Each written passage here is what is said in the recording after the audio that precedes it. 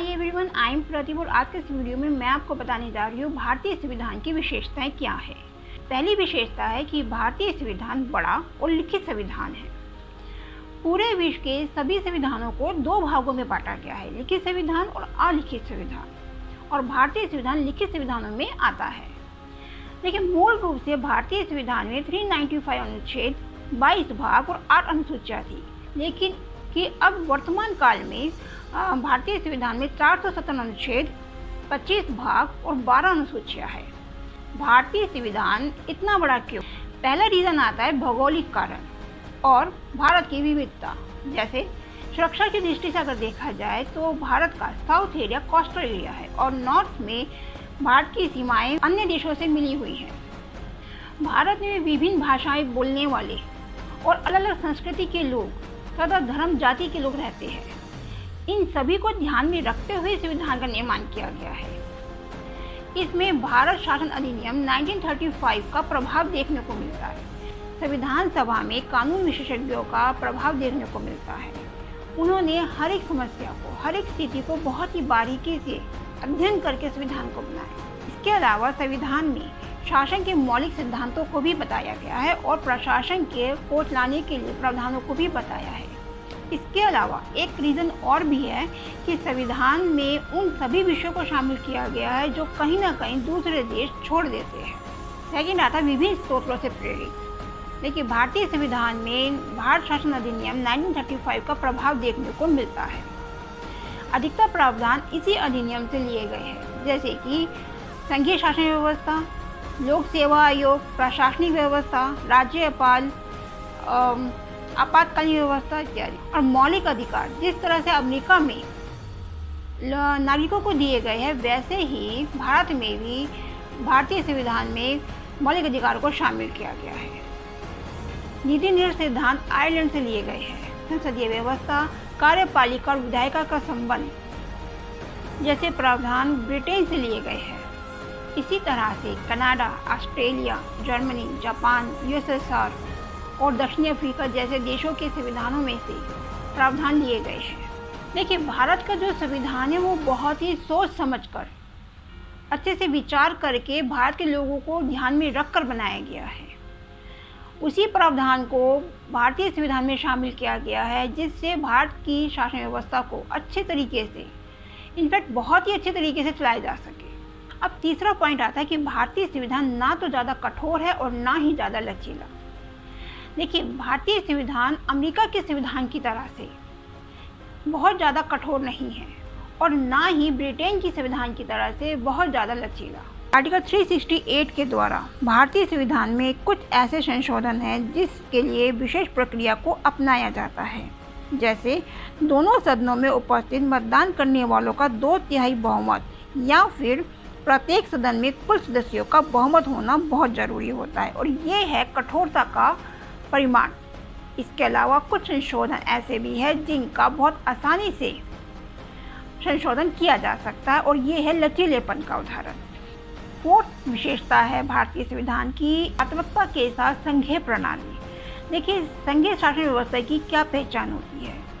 दो सरकार, केंद्र और राज्य के बीच शक्तियों का विभाजन, एक लिखित संविधान, संविधान की कठोरता और एक स्वतंत्र और निष्पक्ष न्यायपालिका जो कि भारतीय संविधान की है।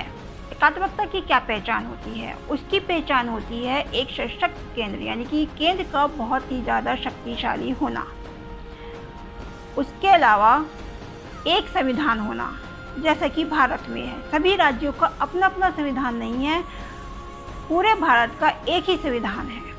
लोक सेवा आयोग होना, आपातकालीन प्रावधान होना और आपातकाल के समय सारी शक्तियाँ केंद्र के हाथों में चले जाना। तो ये दोनों ही विशेषताएं जो है वो भारतीय संविधान में देखने को मिलती है। भारतीय संविधान की 5वीं विशेषता है संसदीय प्रणाली।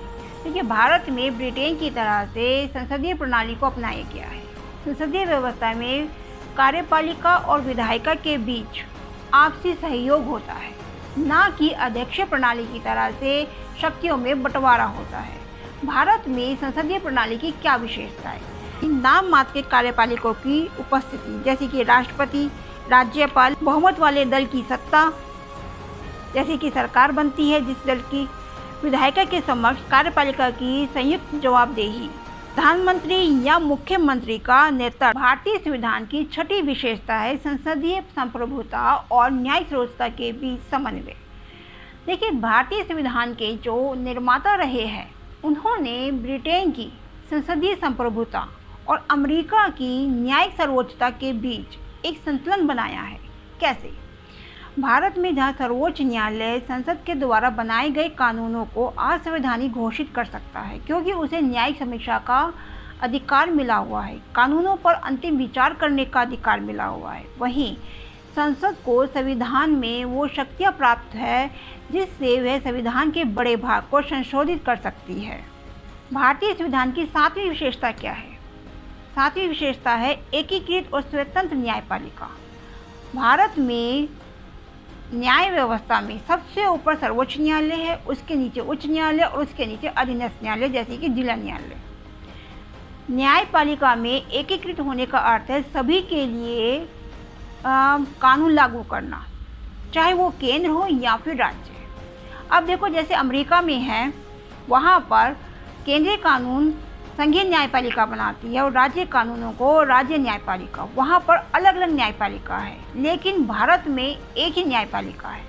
भारतीय संविधान में न्यायपालिका पूर्णतः निष्पक्ष और स्वतंत्र न्यायपालिका है। सर्वोच्च न्यायालय संविधान की अंतिम व्याख्या करने वाला है। इसके अलावा संविधान की रक्षा करने वाला है। मौलिक अधिकारों की सुरक्षा की गारंटी भी सर्वोच्च न्यायालय देता है। तो इस तरह से भारत में एक एकीकृत और स्वतंत्र न्यायपालिका है। भारतीय संविधान की 8वीं विशेषता है मौलिक अधिकार। देखिए, भारतीय संविधान के तीसरे भाग में हमें 6 मौलिक अधिकार दिए गए हैं। पहले 7 थे, लेकिन उसके बाद 6 मौलिक अधिकार हमें दिए गए हैं, जैसे कि समानता का अधिकार, स्वतंत्रता का अधिकार, शोषण के विरुद्ध अधिकार, धार्मिक स्वतंत्रता का अधिकार, सांस्कृतिक और शिक्षा का अधिकार। इसके साथ साथ छठा आता है संवैधानिक उपचारों का अधिकार।